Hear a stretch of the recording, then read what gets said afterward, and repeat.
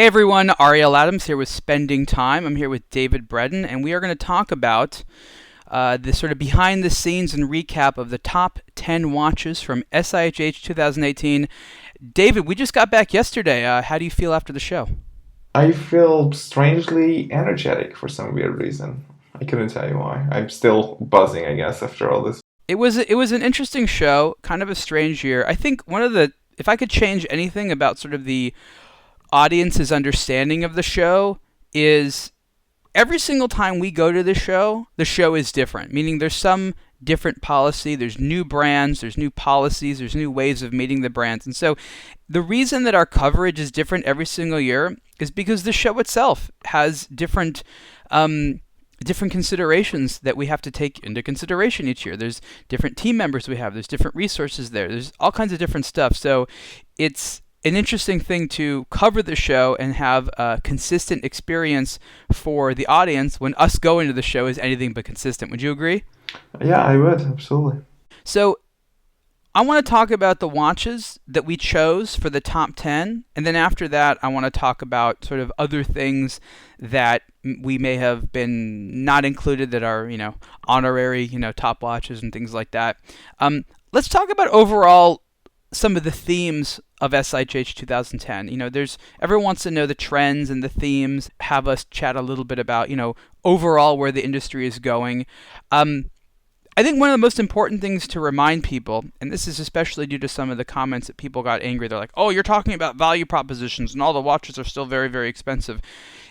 Don't forget that the name of the show, Salon International de la Haute Horlogerie, it's a high-end watch show. So to a degree, to assume that there's going to be a lot of affordable watches at the show is kind of a misinterpretation of what it is. That's more Basel. How would you add to that statement, David?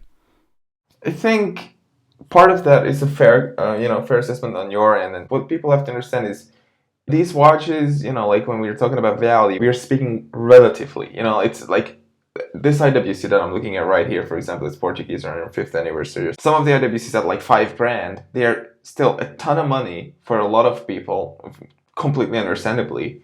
And yet they are good value, in the scheme of things. Sure, you can always go lower and lower, and at the end of the day, you end up buying either a SIHH or a Swatch. So I always find it funny when people say, like, there's always a one better value. Obviously, there's always a one better value because you can always go, further down.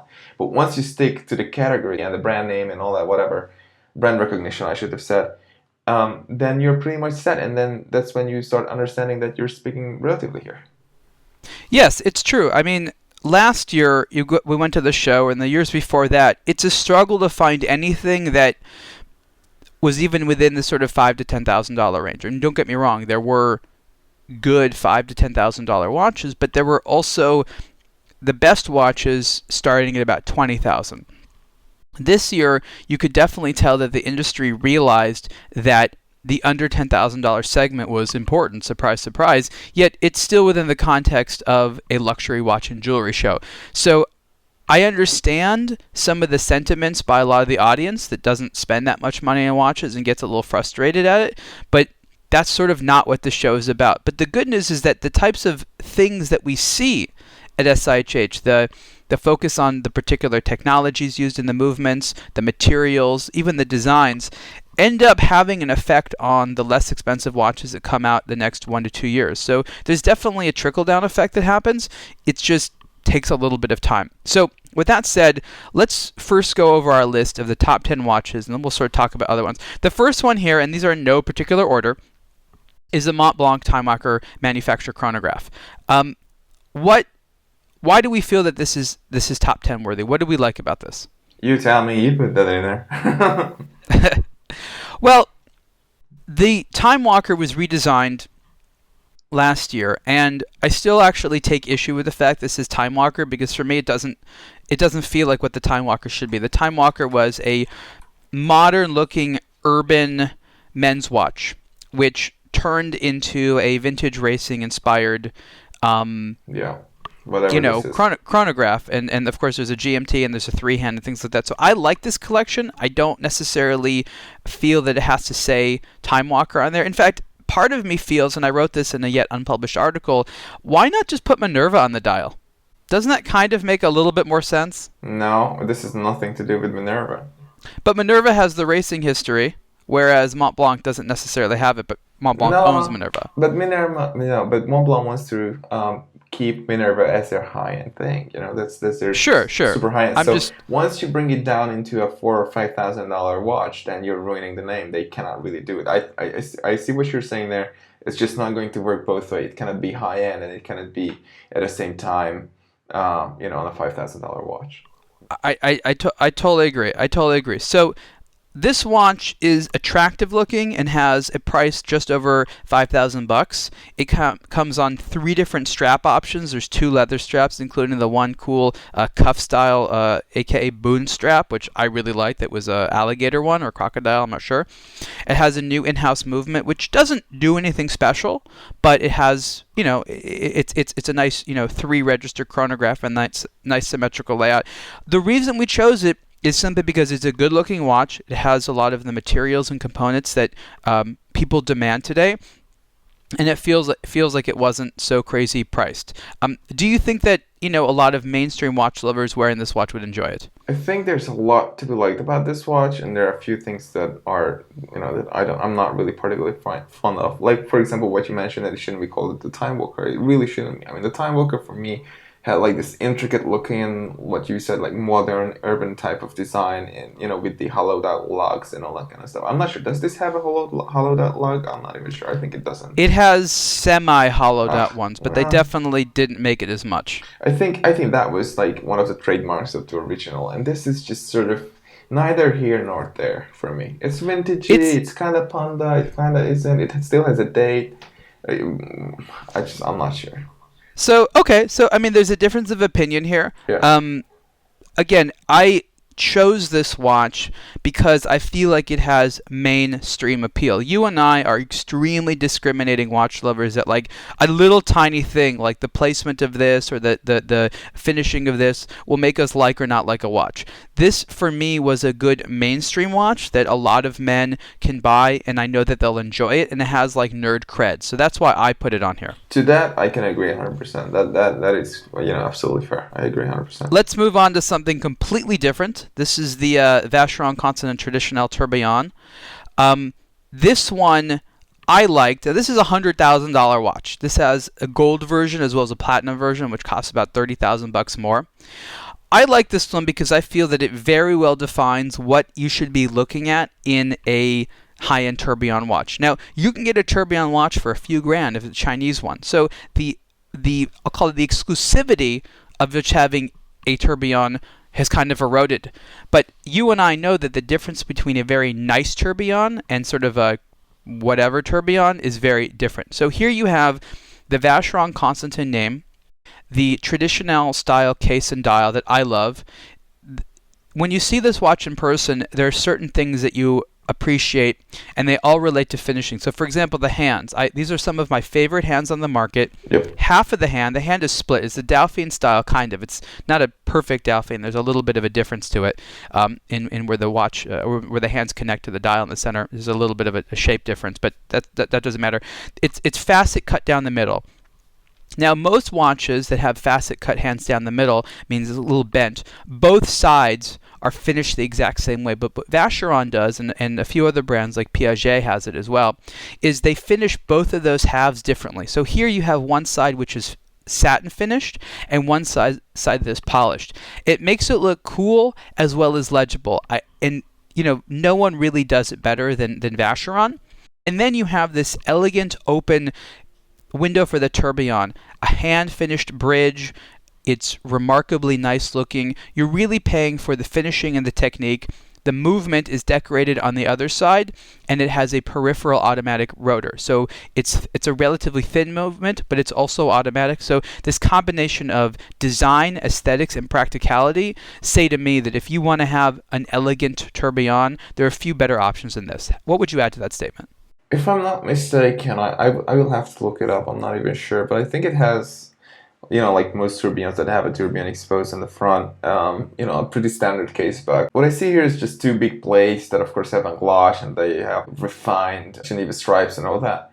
But overall, for example, at this price point, what I want to see is beveled edges on the inner spokes of the wheels. I want to see genuinely hand beveled, curved anglage everywhere, no exceptions. Maybe heat bleed screws. I mean, that I understand is sort of a taste thing, but still. So there are a few things there when we're talking about hundreds of thousands of dollars and the 30,000, just the price difference for a different material. I want to see absolutely exceptional finish. And what these guys are doing these days, and I'm not talking about Vacheron exclusively here, is that you have like a nice gauge and you have a nice bridge, and the case back is done well, but it's not done as nicely as some of the independents do it. And when you have like one guy in a basement do a nicer movement finish, and you call yourself Vacheron Constantin and all that, I think there's a certain difference. And I'm sure people can explain why Vacheron can do it, and this and that. But overall, I think there's room for improvement on the case back at least. The dial is of course amazing, and the hands, I agree, are fantastic. It's an interesting point to make. So people can't see it on the screen right now, but I'm looking at our own pictures here that we took of the watch, and I'm investigating what you're talking about in terms of finishing. This isn't what I would call a Bexy movement. So Bexy is that independent brand that you always like to mention as being very very high. Yeah. The movement that is in this particular one is the caliber 2160. It is, it has a Poisson de Genève, so it's a seal of Geneva.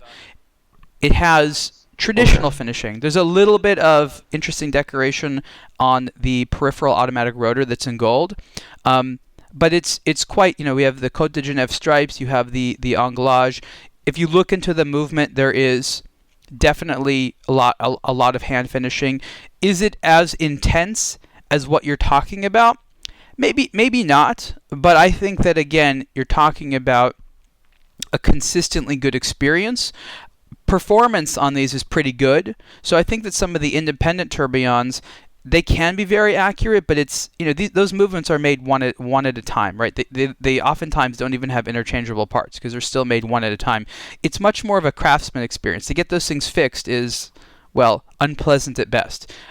Something like this is a combination of an industrially made mechanism, but that has that added layer of decoration. So for me, what I like is the consistency as well as sort of the performance and the assurance that if something goes wrong, you're not totally screwed. I think that with a brand like Vacheron, again, it depends on the complexity, but a movement like this, I think, is going to perform well, and there's a problem with it, it's not going to be a 6-month nightmare. Well, funnily enough, that was exactly what I was going to say. With the Swiss watch industry and after sales, I wouldn't be surprised at all if this was a 6-month nightmare. If you say, "Hey, my tourbillon," it doesn't have to be. Have you read it? Oh, or heard my tourbillon is losing like 50 seconds a day, and then it takes forever to repair. And then they don't acknowledge it. It's a nightmare to adjust and all this kind of crap. I'm not saying Vacheron is doing it. I'm saying that there is a good chance that like these are as finicky as any other thing. The peripheral rotor is very cool. I was looking at the previous movement, not this one. These added bridges here and there are very nice, and again, there's some so the quality is there, but it's not as amazing as I want something to be. This is a flagship product for Vacheron, so if they don't make this as good as they can possibly make it, then where is all that work going? And at least that's my take on this. I hear you. Okay, let's move on to the next one. Let's see here. We have Parmigiani. This is the Calpograph chronometer. We actually have to go into this article and update some of the names of the products. I wrote this one. I didn't have all of the names of the products in front of me. We sort of first saw this watch and we said to ourselves, this is kind of big and funky, and then like within minutes it started to grow on us. Tell me about your mental process between you first seeing it and then you're like, oh, this is cool. Well, it was massive, so that's your first impression. I looked up the measurements, and it's actually under 50 millimeters lug to lug, but for whatever reason it looked like much bigger than that, and that's one thing. And the other thing is there's a lot of intricacy to the design, how you have a round dial in a square case with these weird lugs and the extension of the dial itself, and it's just so many elements put into one. There's a lot to look at, a lot to digest, and to me, the further you go into that sort of digestive process of the looks and the aesthetics, the more you start to appreciate it. There's always new stuff to find, and it's not. So at first it just looks like whatever, but it sort of wants you to go in there and look for harmonies and what must have been the thinking or the thought process of the person who designed this. So that is why I like this watch. Tell us about the movement. This is the first time that the brand came out with a fully integrated automatic chronograph that is 5 hertz. This is kind of like a super high-end El Primero, and the El Primero is popular. It's definitely an industrial movement. I would never actually call the El Primero a haute horlogerie movement, but this is like a haute horlogerie El Primero. Would you agree or disagree? I would agree in the sense that this is a very high-end thing, and there's a gold, like a version of this limited edition version of the same watch with a movement crafted entirely from gold. So all the bridges and wheels and all that are gold, and that's really cool. I think the Chronor from last year or 2 years ago was also 5 hertz. I'm not sure if that was integrated. I guess it was. It was essential. Oh yeah, so that movement was the precursor to this one. These movements are similar. It was not an automatic, and yes, it was an all gold. So this is essentially a more affordable price point with an automatic winding system. So, for example, the finishing on this, I'm looking at our pictures of the Chronor here, and boy, that's an amazing movement. And it's not a tourbillon.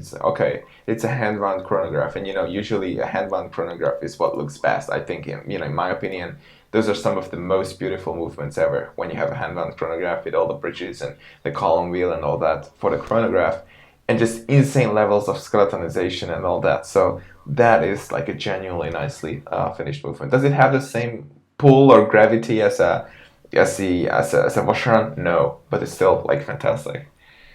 What do you think what do you think people will think the price of this watch is? It's a really heavy, all gold case, and Parmigiani made it clear to us to remind us that there's no hollowed out elements, which is actually true. Sometimes you hold a big gold case and there's hollowed out elements that reduce the amount of gold. So it's a solid gold case, in-house, automatic, 5 hertz chronograph movement that's chronometer certified.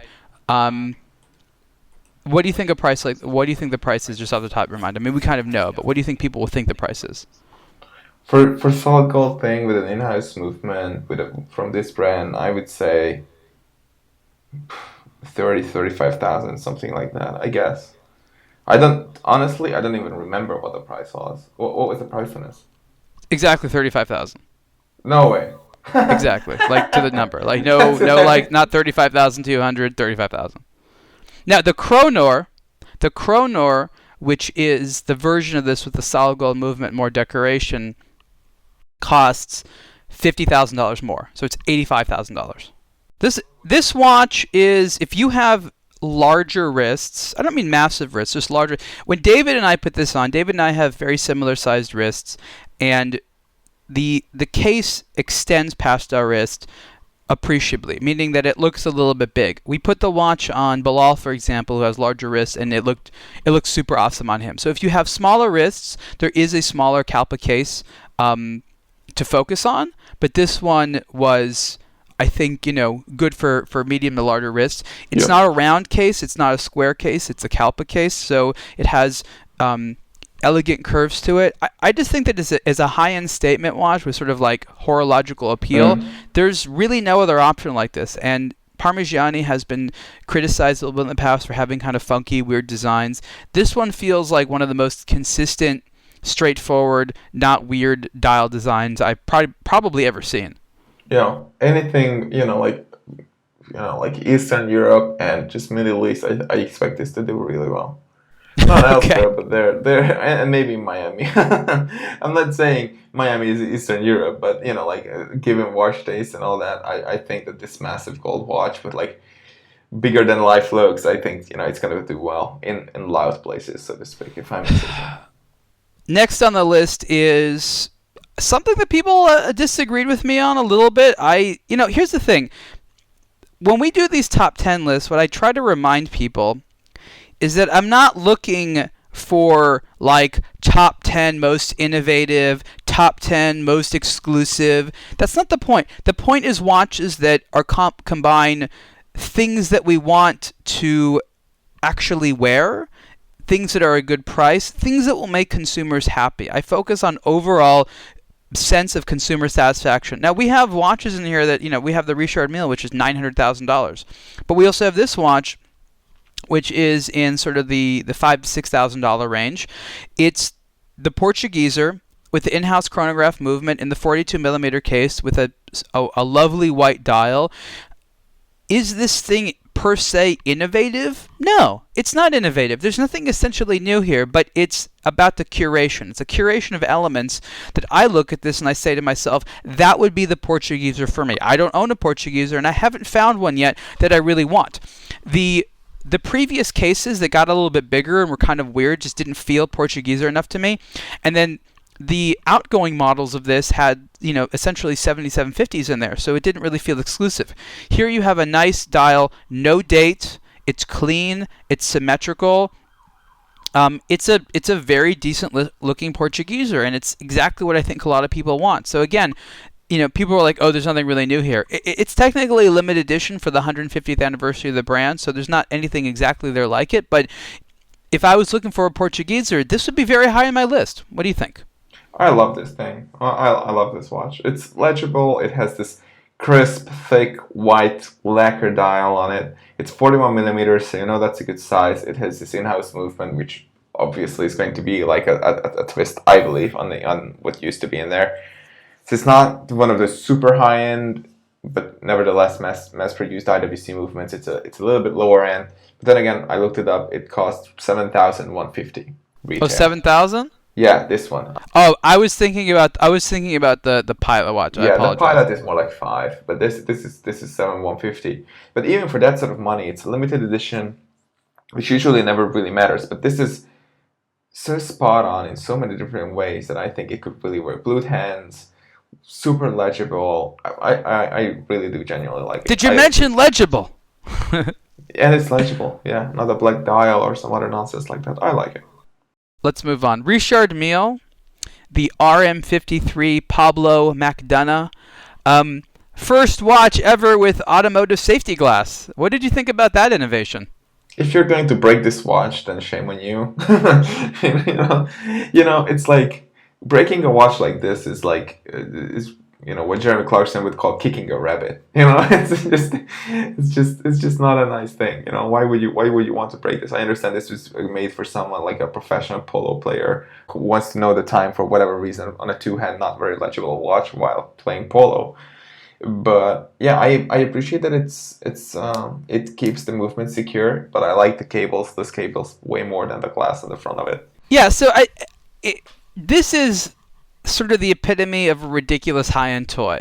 You're absolutely correct that you should not, in any way, shape, or form, subject this watch to what it was designed to be subjected to. So there is a laminated piece of sapphire crystal. So there's two pieces of sapphire crystal with some type of a transparent adhesive plastic material in between. It's the same thing as automotive safety glass. And the idea is that if you hit it really hard, rather than it shattering, it'll essentially crack. Now, in any event, your watch is totally screwed and needs to go back to be repaired, right? But maybe for the rest of the game, you can still kind of see the time. You have to understand sort of the joke on this. The joke is that I'm so rich that I want to wear something crazy no matter what. And this is one of the only brand making super high-end watches that are designed to withstand abuse that no super high-end watch should be in. That's a very, very niche appeal, right? Like, there's dozens of other watches that would do better and could easily tell you the time while playing polo, but you really want to wear your TPT Carbon Richard Mille that has a $900,000 price tag associated. It is definitely an FU watch. Why do we like it? Well, we like it because when you hold the watch in your hand and you put it on, you don't really want to take it off. This is an undeniable feeling that you, I, and pretty much everyone else has put it on has felt. When you look at it from your computer screen and you see it and you see the price and you see the materials, there is something that is really lost as opposed to the people that put it on. And that's a difficult thing for us to explain, or a difficult thing for us to sort of emulate in a written article. But it's definitely something that you need to remember, because there is a tactile appeal to a lot of watches that we simply, no matter how hard we try, doesn't translate. Yeah, I mean, let me put it this way: like, this is a luxury watch level 9,000, in the sense that if you like watches, and you probably are if you're listening to us rambling on about all these, then like, you've been in a situation by like any stretch of the imagination when you wanted to explain to your friends or family why a watch can cost $5,000 or $15,000, and they wouldn't understand. And then you said, "Hey, hold this." You took off your watch and you handed it over, and they were like, "Oh, okay, so I see that it's such a finely made, such a beautiful object." So this is that times a million. I don't get how people cannot understand, even from afar, that these things are freaking amazing. If you not really look down, but you don't understand why people cannot comprehend what you like about luxury watches when you're wearing a $5,000 RWC or a $20,000, whatever, then this is the same thing. You have to understand that you have to see this, you have to hold it in your hand, you have to put it on your wrist to really be able to appreciate the insane levels of refinement and engineering that goes into this. Is 900,000 just a meaningless price for most of us? Yes, it is an absolutely meaningless number. It has no weight to the person who can pay this much, and it has no weight to us who cannot afford it. That's not the point. The point is how well this watch is made, in my opinion. I call it exclusionary pricing, and I talked about this in my controversial article about why Richard Mille watches are so expensive. But the idea is that it's priced to a degree that other people can't afford it, right? So it's not whether or not it costs $900,000 for them to make. It's who cannot wear it because of that price, or conversely, who's allowed to wear it, right? You're part of this certain club. And whether or not that's artificial or authentic, it's something that Richard Mille maintains relatively well. It offers their clientele a degree of exclusivity and privilege that they want. Yeah, and as long as it makes, yeah. And if they didn't, someone else would. So it's this, technically, Richard Mille has proven that there is an annual 4,000 watch niche of exclusionary priced watches. It's there. If they were not selling it, someone else would have to be. Yes, the product has to be amazing, and Richard Mille understands the fact that there is no room for error here. It has to be bonkers cool, unbelievably amazing. That is done, and then he knows that once the product is amazing, if you won't ask an insane amount of money for each, then someone else will. That's the point. So why is it in the top 10? It's in the top 10 because if you are one of those 4,000 people, and you feel that you need to be outstanded in 2018, then this is definitely a watch that will satisfy that need. And let's move on. Okay, the Ulysses in Freak Vision. You love this thing. I love this thing. Look, I've been a fan of the Freak for a while. It's definitely a controversial watch. It takes a while to get into the Freak. Last year, there was the Freak Innovision concept that had like 20 different innovations or something like that. We did a video with the CEO at the time to talk about it. And that watch had a bunch of things that, if further developed, would improve mechanical watch movement performance, stability, durability in really impressive ways. A few of those innovations made it to this watch. It's a total redesign of the Freak case. It's the first automatic Freak. Look, I've wanted a Freak for a long time. I was joking with someone, like, I'd be a Freak collector if they didn't cost $80,000 a piece or more. Because they have fun colors and little different ones here and there. It's actually quite legible if you know how to read it. Some people don't. They don't see that there's an hour hand. I guess it's a disc in the background. Why is this in the top 10? One, I really like that it took just 1 year to put some of the innovations, including the grinder system, which is the automatic winding system, into a production watch. I really like that they completely redesigned the case and the dial and the hand. It's small. It still heavily emphasizes, it's relatively thin. It's actually thinner than the previous ones. It heavily emphasizes silicon, and I think that it's moving towards this direction of having a 100% silicon movement. I can't wait. When there's a 100% silicon movement out there, it's going to be super controversial and super awesome. Look, for example, at the balance wheel here. The balance wheel is entirely made out of silicon, but there's a couple of, I think it's platinum they use, melted on there as weights. What an amazing combination of using technology as well as some traditional watchmaking techniques to have something that really feels like it's part of the modern era. Everything in this watch feels contemporary, but it is thoroughly set into the world of haute horlogerie, or the traditional world of it. And the ability to make it feel modern but also traditional at the same time is not an easy task to do. Many brands that try that fail, whether they look too modern or too traditional. But this has a sort of nice blend of both. I don't know if it's limited. I think that, it's limited by production. But again, $100,000, and you're definitely getting something exclusive that's part of a long sort of history of watches. I guess the only thing that would prevent me from investing in something like this if I was a collector is I know that inevitably the next year or two there's going to be something else. So it's kind of like it's like the Freak subscription plan. You realize that every couple of years you have to buy a new one.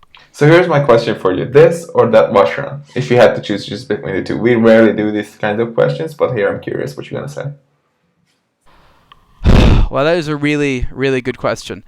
Because in both instances, is that the only Vacheron Tourbillon? No. Is this the only Luzon Freak? Are they going to both come out with new ones? Yes.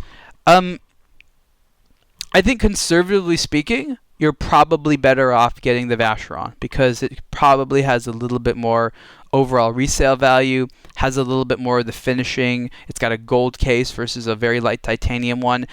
If you had to choose one of the two and you're focused on a slightly more conservative option, the Vacheron is probably going to win.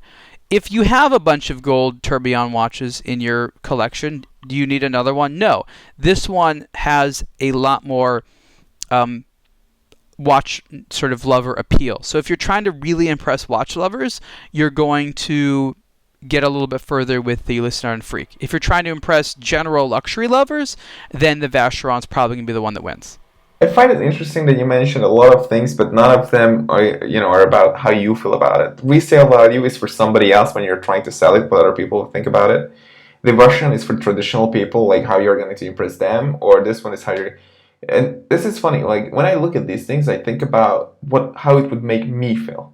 If I look at the Vacheron and I'm a traditional kind of guy, I look at it and I feel like, oh God, it feels good to wear something that ticks, not all, but most of the boxes, when you have like a set of requirements for a traditional watch. But I personally would choose the Freak because it's just amazing. I look at it and I see that it's not a spin or on something that's existed in basically, in the lineup of every single watchman I can think of, which is a two-hand tourbillon. Oh, for me, then I would choose the Freak too. Like but again, the problem is that I the first thing I do is ask myself of like I have to spend $100,000, and spending $100,000 on anything is pretty crazy deal. So no, just two watches on the table. Which one would you choose? Just which one would you take and want to for wear? Long-term enjoyment? Probably this one, the Freak. Yeah, exactly. Long-term, this is freaking amazing. The Baume & Mercier Baumatic. Going back to affordability here, again, some of the commentary is like, even at about $2,600, this is still too expensive. Oh, give me a break. I mean, look, if you want to sort of sit there and ask yourself what a value, like the cheapest watch for your money is, yeah, there's plenty of stuff out there, but they don't realize that you're going to have a more consistently high-end experience with this, better case finishing for sure. Baume & Mercier, like, honestly, the case finishing for Baume & Mercier this year was better than SIHH, right? Like, Baume & Mercier has some of the most nicely finished, I'll call it mainstream cases out there, and they do a good job. This one is a 5-day power reserve chronometer rated watch that's thin. There's other 5-day power reserve watches that are a lot thicker. The thing is, it's not just what the tech specs are on paper. Christopher Ward, for example, has SH21 movement, which is built like a tank. It was designed to be like incredibly thick. It's for what it is. Basically, it's almost a 7750 in thickness. Does it make for a good dress watch? No. Does it make for a good sport watch? Fine. If you want a traditionally styled dress watch with a cool new movement, this is a way to go. And what was interesting is Baume & Mercier really not saying in-house as much as focusing on Val Fleurier. Val Fleurier is essentially like Richemont's version of Edda. It's a movement maker. There's other components they make as well. But this is something that I feel a lot of watch lovers can stand behind. It's a decent looking watch. Maybe you don't like the blue dial or the white dial. You might like other different dials. I guarantee you Baume & Mercier is going to keep coming out with more versions of it. What's important is it's a thin movement that has high performance. And I think for a lot of people just sort of getting in to these nicer watches, this is not only a compelling offer, but really a good way of looking at Baume & Mercier in a fresh way. Yeah, Baume & Mercier needed this badly. I'm happy to see that something is happening with the brand. Last year it was just super boring. The year before that it was tragic. This is a cool thing. I don't really like this crosshair dial that is really like a very strongly inspired by whatever we saw from SIHH last year. But those are all inspired by things from the 50s. It's a style. Yeah, I agree. I agree. It's a vintage style. It's fine there. I just don't understand. Yeah, whatever. It's funny. It's $2,000. It's under $2,800, which is like pretty amazing actually. This is a lot of watch for the money. It has to be said. Sure. Next, the A. Lange & Söhne tribute to Walter Lange. This watch has a weird complication based upon a pocket watch. I don't specifically remember what it was, but maybe it was a school watch. But this is the basic premise of this. The watch looks like it has 4 hands, and you look at it, you're like, I'm not really sure what's going on here, because it looks like it has both the central seconds and a subsidiary seconds, which is true. It has 2 seconds hands, and there's a pusher above the crown that when you push it, the central seconds hands either starts or stops. So the watch keeps telling the time, and then you have the center seconds hand that you can just turn on, turn off. It's kind of like a minimalist monopusher chronograph. Without a reset function. This one does not return to zero. It does not. Yeah, it doesn't have a reset function. It just allows you to essentially start and stop the seconds hand whenever you want. And wherever it is at the moment. Wherever it is at the moment. The reason I like this is twofold. One, it's probably the best watch from SIHH to just play with. I don't know how often most people do it, but I think people do it more often than not. Is they'll sit there and they'll just like idly wind their watch. Do you ever do that, David? You just sit there and you're like winding your watch? I do it a lot of the time. Yeah. All the time. It's watches need to be fun to play with, and one of the reasons people like chronographs is there's a tactile experience. You push the pusher, you reset it. Stuff is just happening. It's fun to play with. This was like the fidget spinner watch. This is the high-end fidget spinner watch of SIHH 2018.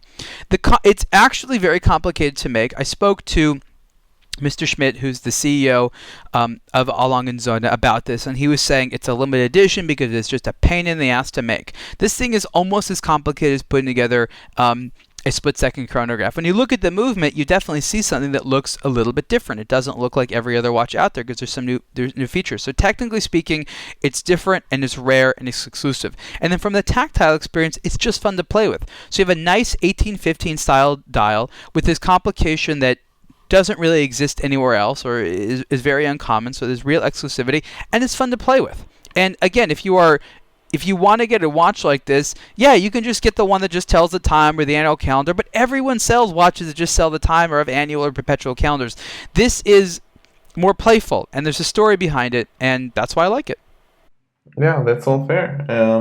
It would take me a while, for it to grow on me. Yes, the movement is amazing, the engineering is amazing. It looks fantastic on the case back. It's a toy, but it kind of does like a simple thing in a very complicated way, which is actually something I usually like. I'm not sure. Yeah, I like Lange. This is a nice tribute for sure. I wouldn't spend my money on it, to be honest. I would spend it on some other Lange, but yeah, this is gonna be a cool collector's piece, down the road for sure. Okay, the new Cartier Santos. This is one of the most spoken about watches at the show. I think Cartier made a really nice Apple Watch bracelet. What do you think about this watch? Yeah, that's exactly what it is, but I love it. Finally. So basically, this is what I would say to people if I needed to explain this watch. There's two different sizes. It's a 38 millimeter one, which is the same as the outgoing Santos 100 that used to be known as the XL. I'm not even sure why it's called the 100. I don't think there's anything actually 100 about it. I know it was 100 years. I think something like that when it came out. The Santos 100. Yeah, I think so. I really thought that was the same thing as like Marlboro 100s, where the larger version of the cigarette. I mean, I'm pretty sure that's what they're. The Santos is from when? I think it's 1904. So yeah. So maybe it was from. It's too late for that. I couldn't remember. Whatever.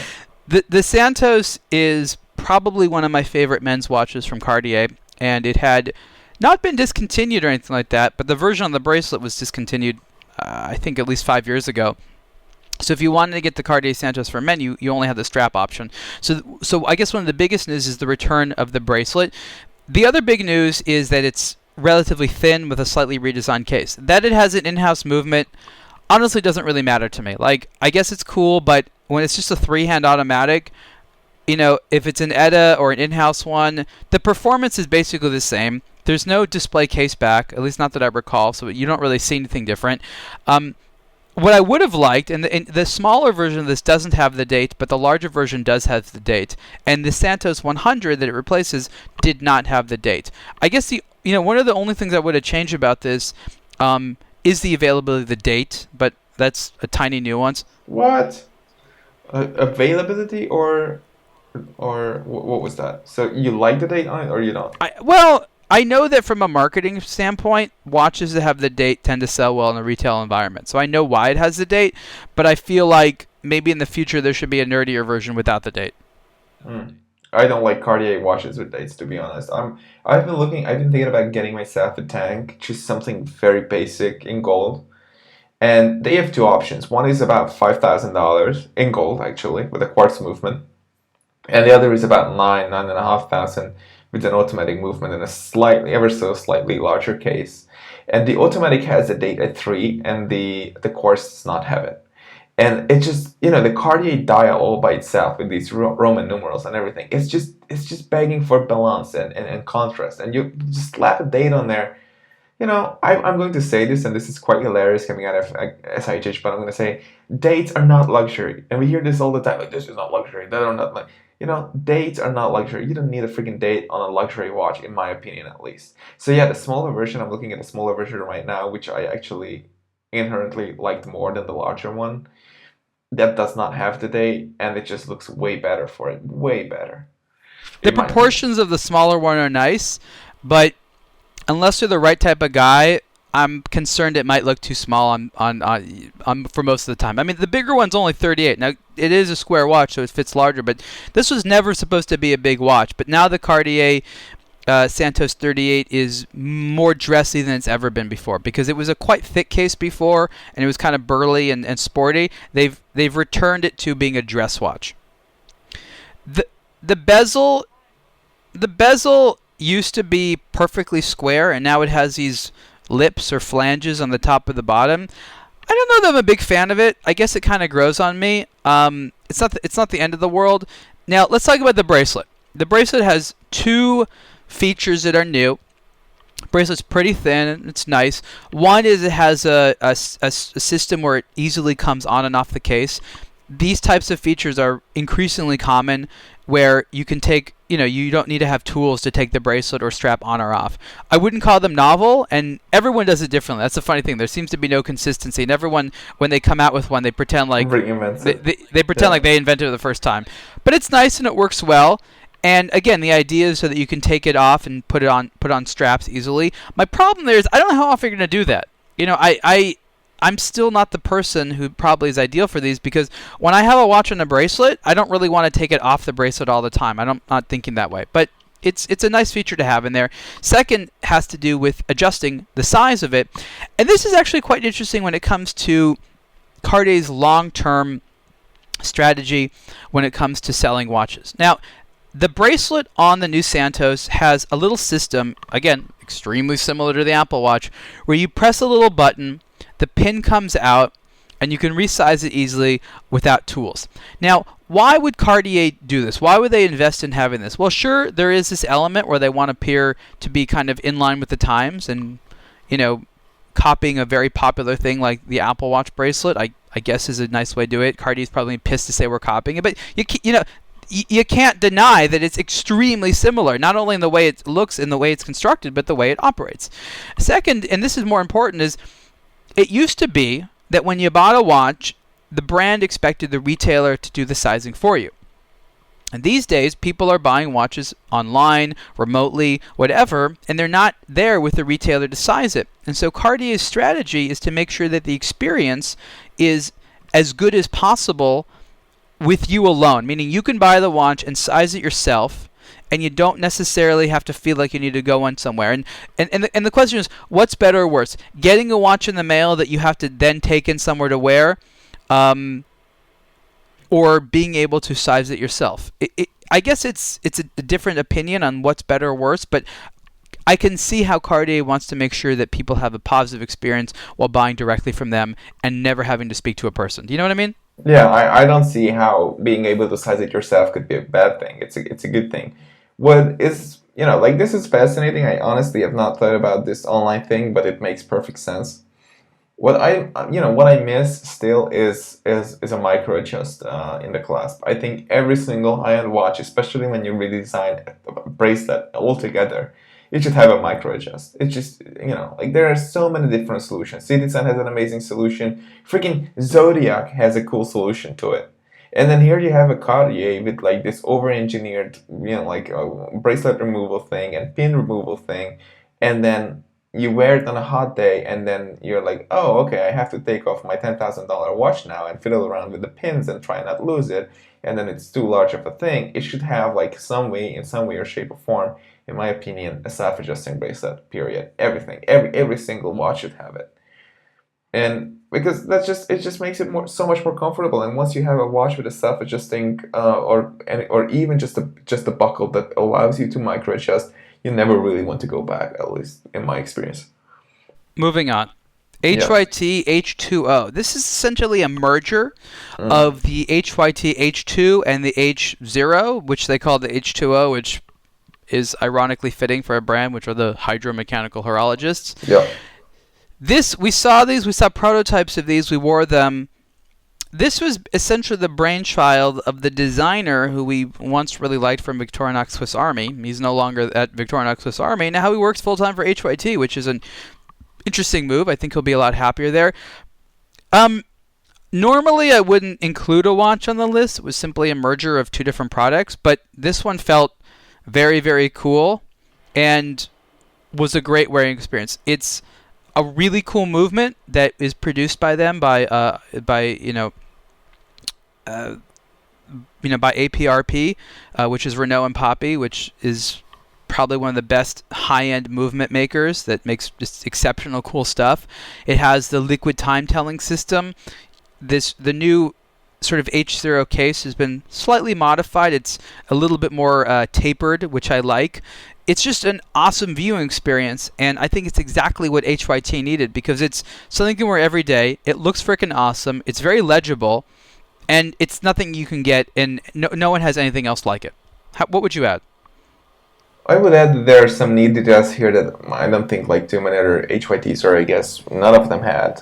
Maybe I'm wrong. Maybe I'm missing something. But what I really like is how the R markers are executed. So basically, what you have is a complete, a full ring. I think it's in brass. I think it was, and it's a complete ring that surrounds the movement. It's in the same plane as basically the base of the movement, and from it you have vertically arranged hour markers, Arabic numerals that are cut out from that disc of brass. So it's a very three-dimensional viewing experience. It's just absolutely fantastic. It's a nightmare to machine because you have to cut out these weird triangles around 6 o'clock. You have to cut out all the different numbers, and then every number and every index throughout, around the periphery of the watch, have these little, I wouldn't call them hats, but they have these small roofs on them with applied luminova. So if this sounds complicated, it is. It's a fantastic piece of engineering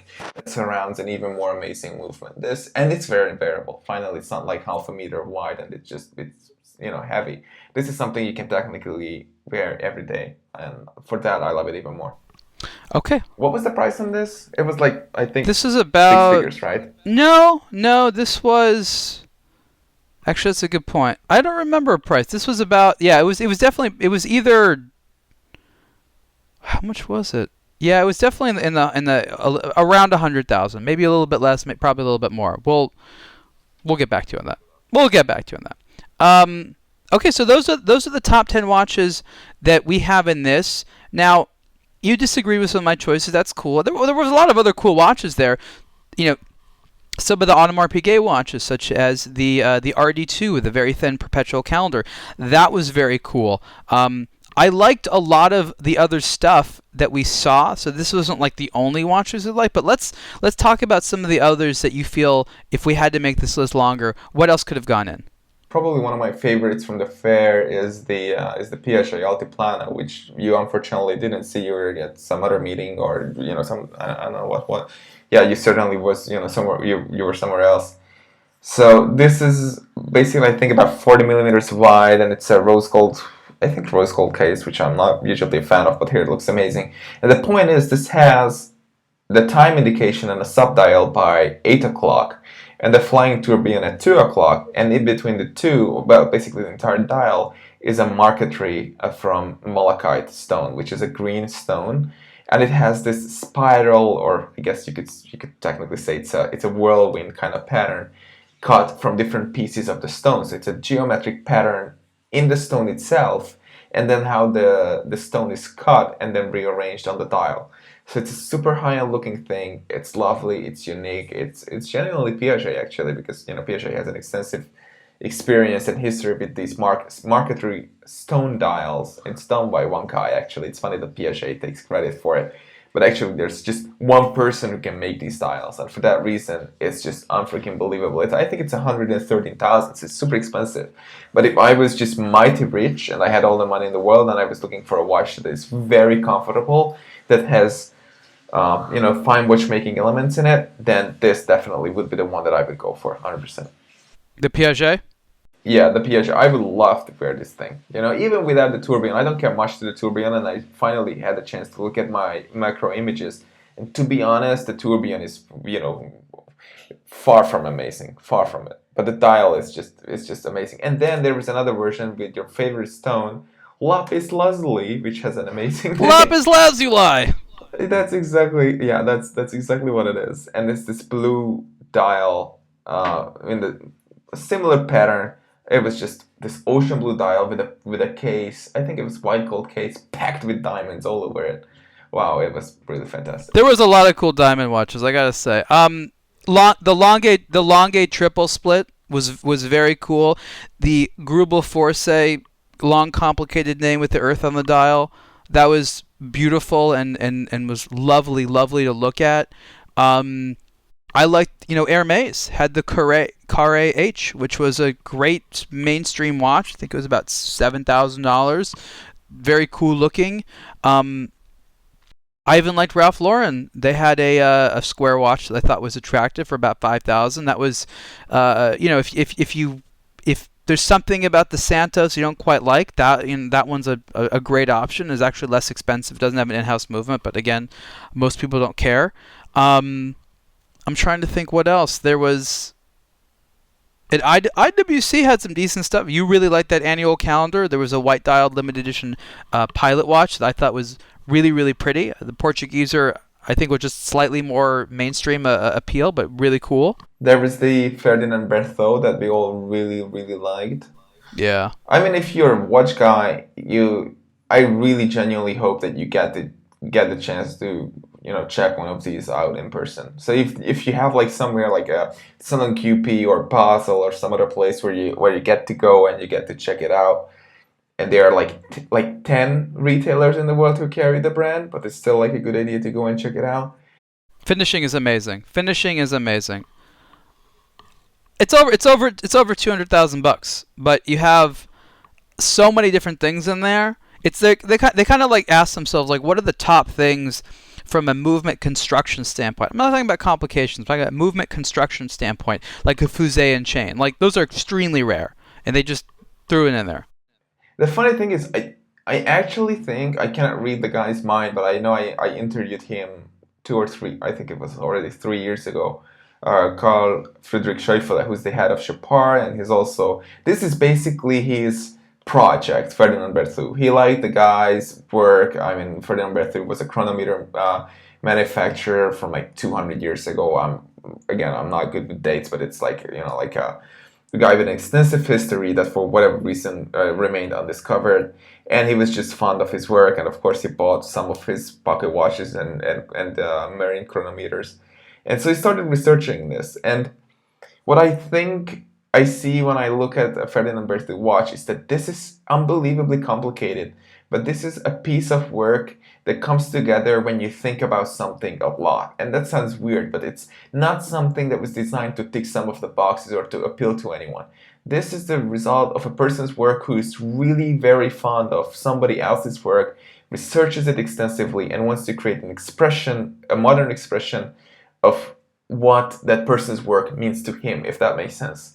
And this watch, this actually doesn't even have plates. I mean, it has on the case back, but technically the movement is held together by these columns, which is how movements were constructed back like 200 years ago. Funnily enough, AP actually showed me a pocket watch of sorts from like the late 17th century, I think it was. Yes, it was, or early 18th century, which had these columns because they couldn't really manufacture the plates accurately enough, and they just, they had to, like, this was the sort of way they constructed it. And this Ferdinand Berthoud watch actually is constructed the same way. And with the fusee and chain and all the pieces in the chain, it has over 1,000 parts. And when you look at how the movement layout is designed and the dial layout and just the quality of execution, it's insane. This watch doesn't even want to, in my mind, compete with anyone. They make like 20 pieces, maybe 15 pieces a year, unbelievably low production. Quality of execution is just great. This is the sort of stuff people would actually be doing at big brands if they pulled their heads out of their rear ends and were allowed to go free and just create something. But no, they are always this, we have to respect the traditionnel, collection, or this collection or that collection. This watch is just this limitless expression of a love for a person's just amazing, body of work, so to speak. It's definitely pretty good. US and Ardenne also had some great stuff. Their dive watch was a little funky looking, but had like these spring-loaded micro adjusts in the straps that were cool. They had new versions of the Torpedo Watch, as they call it, which were very well priced and really good looking. So that's a brand like Girard Perregaux. The Laureato in ceramic, I thought was nice, a little pricey, but really cool looking. They also the new Laureato chronograph, which looks a lot like a Royal Oak chronograph, but I think it's like half the price or something like that. And now a 904L steel, which was an interesting thing. Yeah. So there was a lot of good stuff this year, I have to say. So I'm feeling positive about it. The brands, half the brands we met with had brand new CEOs, so there's a lot of managerial shakeup, but that stuff will sort itself out. So anyway, so that's sort of the behind the scenes of the top 10 from SIHH 2018, and we look forward to talking to you next time. Thank you for listening and spending time. See you guys.